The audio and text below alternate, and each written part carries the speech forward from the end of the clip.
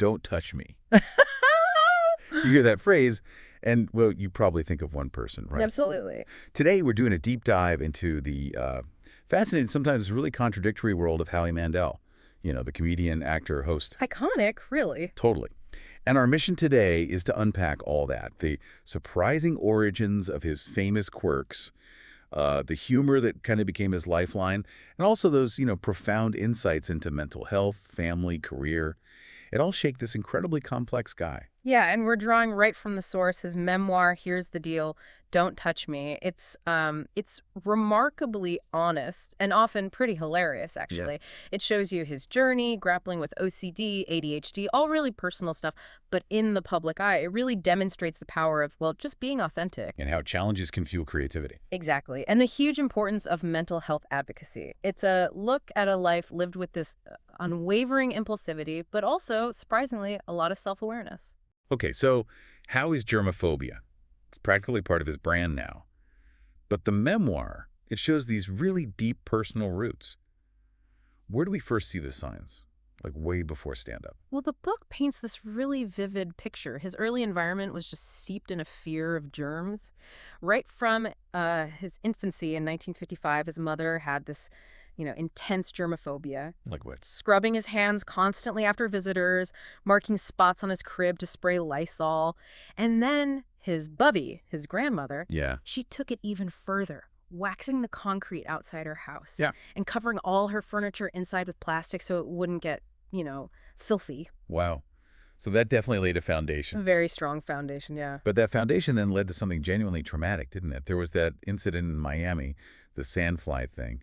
That seems like a really pivotal moment. Can you walk us through that? Oh, it's a defining story, for sure. He's a kid on Miami Beach, gets bitten by a sandfly, and then develops these 20 bumps. Just bumps? Well, they elongated and moved. He said they looked like worms under his skin. Oh, my God. Yeah. And the condition? Cutaneous larva migrans. Parasitic larvae living under his skin. Literally a disease of cows. A disease of cows. Seriously. That's what they told him. And then came the treatment. Liquid nitrogen. He felt like he was being burned alive. Horrible. In front of an audience of doctors, too. Yeah. Screaming, his skin sizzling, bubbling up into these giant blisters. The doctors only managed to get 1 or 2 before his mom just rushed him out. So what happened? She ended up using a home remedy, rubbing out the larvae with antiseptic and a rough washcloth for a month. A whole month. That's brutal. You can see how that would stick with someone. Does the memoir suggest this was kind of inevitable, given everything? It strongly indicates it was formative, yeah. He talks about those indelible psychological scars, linking them right to his OCD triggers. So even now? Even now. That image of his skin bubbling, the feeling of organisms trying to make their way under my skin, it comes back when his OCD is triggered by germs, sends him straight to scalding hot showers, sometimes for hours. Wow. Okay, so you have this intense trauma. And then something totally different happens.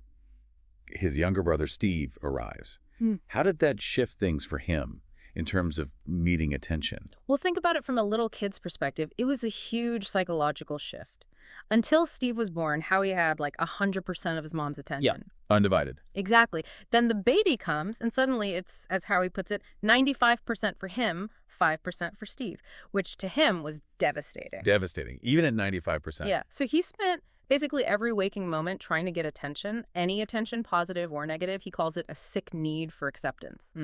But what's kind of touching is that Steve, the attention thief, apparently had this amazing love for Howie. He'd even cry when their mom threatened to, throw Howie out with the garbage. Huh. That's something. Child development experts always say so much personality is formed early on. Yeah. And Howie himself connects that sick need to be accepted by people I don't know right back to that childhood dynamic. Absolutely. So that need for attention, plus these other early challenges, it really shaped his, let's say, unusual behavior. Totally. He wasn't diagnosed until he was an adult, but he has ADHD, attention deficit hyperactivity disorder, issues with focus, hyperactivity, impulsivity. And you see that in his childhood stories. Oh, yeah. Inability to concentrate, impulsive stuff. He was colorblind, painted a purple sky in art class, got punished by having to stand behind the piano. Ouch. He was a bedwetter, too, made up these elaborate excuses about puddles, had a phobia of shoelaces, so he walked funny, like Quasimodo. And this crazy fear of hamper lids. lids. Temper lids, random, right. So you've got the trauma, the attention-seeking, all these quirks. He looks back and sees it as collecting many letters, ADHD, and OCD, like a puzzle that took decades to figure out. Exactly. It's almost like these struggles uniquely wired him, prepared him for a career he wasn't even planning on. Right. Because his humor, which became his salvation, his way forward, it wasn't like he dreamed of being a comedian. It was sparked by a TV show. Yeah, a crucial insight. He's 6 years old, watching Alan Funt's Candid Camera, and that just profoundly shaped him. What was it about Candid Camera? Not just the jokes. No, interestingly, he wasn't laughing at the punchlines. He was laughing because the victims didn't know they were part of a joke. Ah, the awkwardness. Exactly. That sparked his desire to put people in awkward, uncomfortable, maybe embarrassing situations on purpose. And the early pranks started then. Yep. Making high-pitched noises at strangers, climbing a ladder up to his math classroom window. Seriously. Second floor. Second floor. And using that baby voice, which later became his character Bobby, just to disrupt class. This split seems really key to understanding him. The ADHD wasn't just impulsivity. It was like the world was his stage for pushing boundaries. That's a great way to put it. It's not just a list of pranks. It's how a mind wired differently turns that social friction into something creative. It laid the groundwork for his comedy. And even romance wasn't safe from the impulsivity. Not at all. He writes about stalking his first crush, Vivian Schur walking miles out of his way just to, well, be near her, I guess. No plan. Wow. And his first date with Terry Soyle, who became his wife. After chasing her for ages, he shows up with a Clorox squirted on his jeans to make it look like a white tongue sticking out of his fly. You're kidding. What did she do? Well, later, they almost got in a serious car accident, and she thought it was hilarious, just another prank. That says a lot about Terry and about Howie's reputation. It really backs up his line, I never think, I just do. Exactly. That impulsivity built his reputation, even when it led to trouble, or people thinking he was deliberately messing with them, and it carried right into his job selling carpet. Oh, the carpet salesman phase. Yeah. He calls himself a colorblind carpet salesman with an insatiable need to be the center of attention. He entertained himself and his coworkers way more than the customers. Oh. Used business cards saying, Howard Men. Sometimes took customers into a toilet stall to sign the contract. No. Yes, and when measuring carpets, he once stripped to the waist, drew the room layout on his stomach, then lay down at the family's feet, nipples up, asking them to point where they wanted the earth tone shag on his chest. That is unbelievable. People just went along with it. Apparently. He says people would rather suffer an awkward hell than confront him. Yeah. He learned how to use that discomfort. Thank you, Alan Funt. Incredible. But with all this performing, he never actually planned to be a comedian. His start in stand-up was totally impulsive. Pure impulse. A complete accident, really. It was 1978. Some friends pushed him to try an open mic night at Yuk Yuk's in Toronto. And he'd never done anything like it. Never. He was terrified, gets on stage, just laughs nervously, then defaults to the Bobby voice. And just starts spewing this foul and filthy dialogue, and the place erupts in laughter. Wow. That first laugh. He describes it like a warm blanket, a drug like euphoria, a once-in-a-lifetime experience. That connects right back to that childhood need for attention, doesn't it? Finally getting that validation, but from strangers. Exactly. That laughter was like a warm, fuzzy Emmy, too. Acceptance.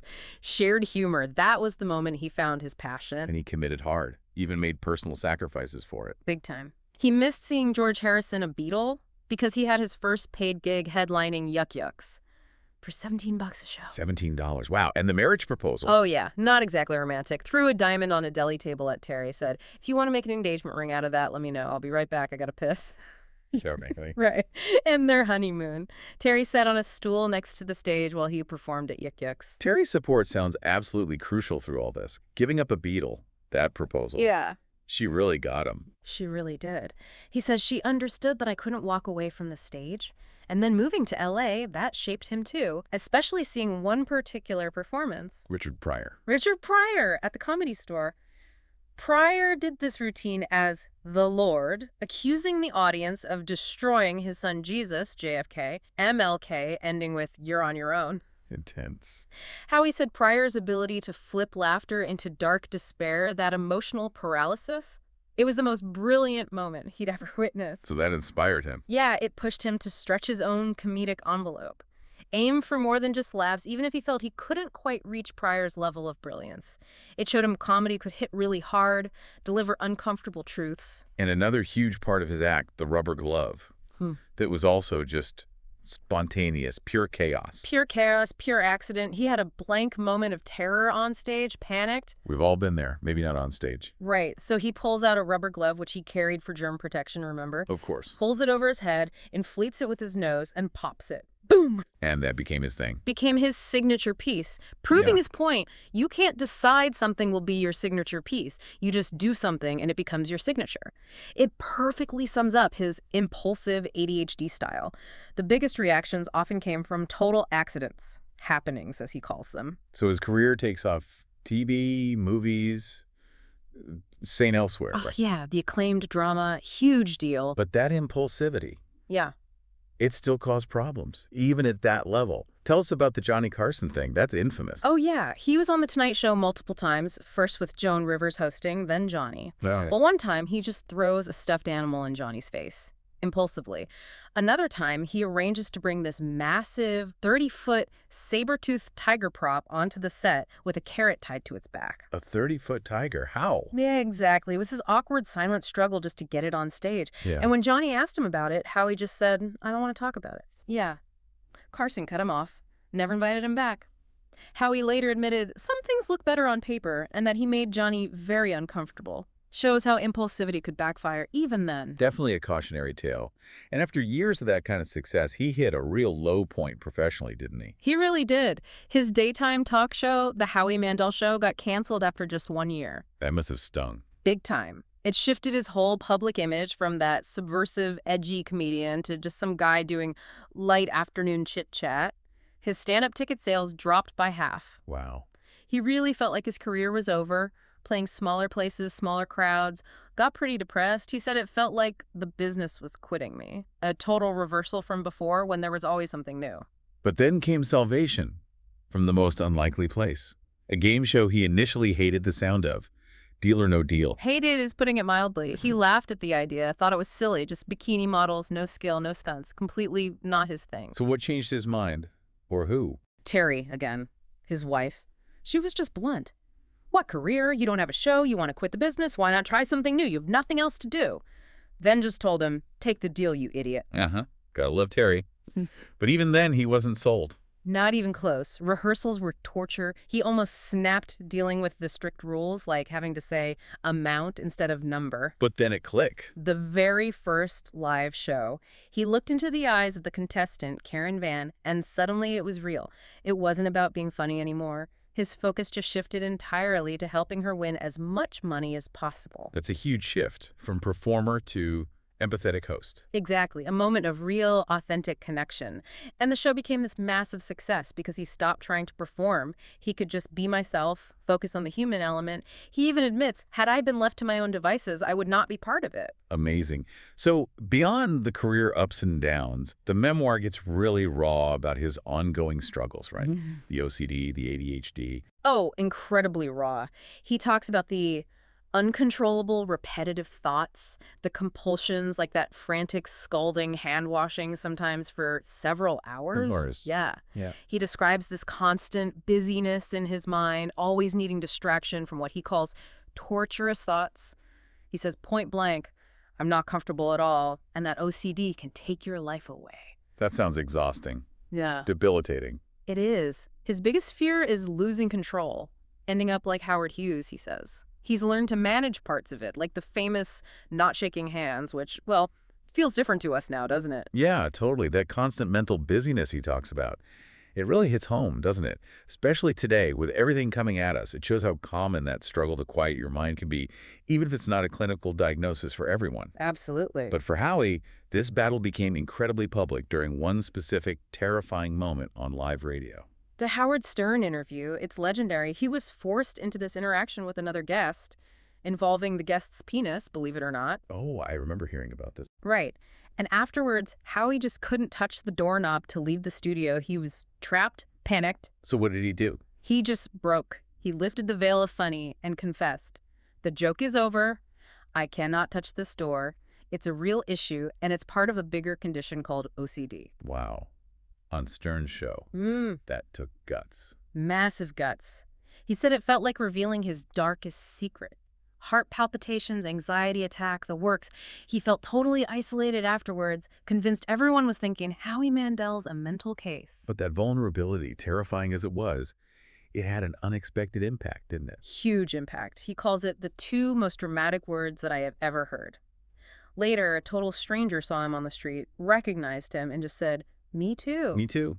Simple but powerful. Completely changed his perspective, showed him he wasn't alone. And that's ultimately what pushed him to write the book, to become an advocate for mental health. That's incredible. And his struggles weren't just mental, right? He had serious physical health scares that kind of fed into the anxiety. Oh yeah, a terrifying feedback loop. He battled atrial fibrillation, that's an irregular heartbeat. Started with doctors ominously saying, uh-oh. Never what you want to hear. Never. He went through multiple cardioversions, basically shocking the heart back into rhythm, and eventually an ablation, which is laser surgery, going up through the groin to the heart. Jeez, that sounds awful. And the experiences around it were traumatic, too. Waking up in his own urine after collapsing, being offered pizza in the ER right next to someone projectile vomiting, a doctor doing push-ups on his groin wound to stop bleeding. Oh, come on. Push-ups. That's what he describes. It's just surreal. You could see how those physical crises would just ramp up the germaphobia, the anxiety. Totally intertwined. But somehow his sense of humor was still his salvation. Even then. Even then, he'd joke about making funeral arrangements because his phone bill was getting too high from calling doctors, or the absurdity of being a broken-hearted comedian who also had the disease of cows. It's his coping mechanism, finding that dark humor. It's remarkable. But, Yeah. okay, even with the mental health journey, the advocacy, he didn't stop being a prankster, did he? Yeah. Even with friends and family. Sometimes painfully so. No, he remained unapologetically Howie.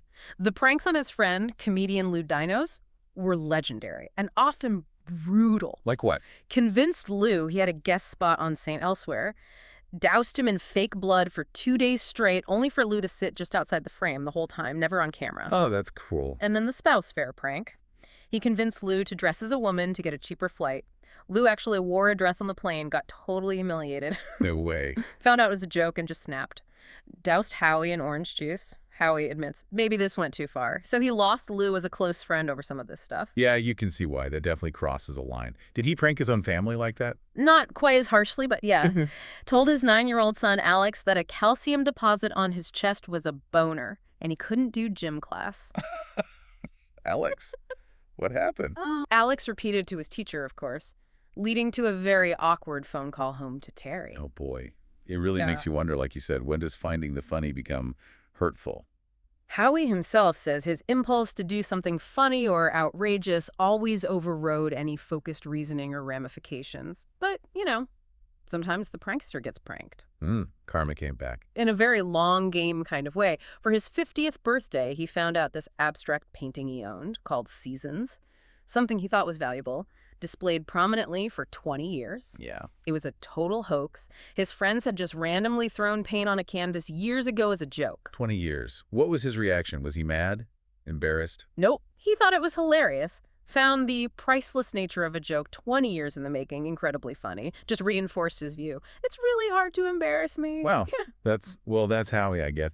So wrapping this all up, what's the big takeaway for you, our listener, from this deep dive into Howie Mandel? Well, it's really this profound journey of self-discovery, isn't it? Fueled by these innate struggles, the OCD, the ADHD, but also by this incredibly unique, impulsive humor. He's navigating a world that often just doesn't get him. Right. But he ultimately finds his authentic voice and even a purpose in helping other people by being open about it all. He turned his own, personal misery into a form of public connection. Inspired so many people just by being honest and vulnerable. It's a powerful reminder, maybe, that those things we see as weaknesses, our quirks, sometimes they're the foundation for our biggest strengths, or at least our most interesting contributions. Exactly. That makes you think, doesn't it?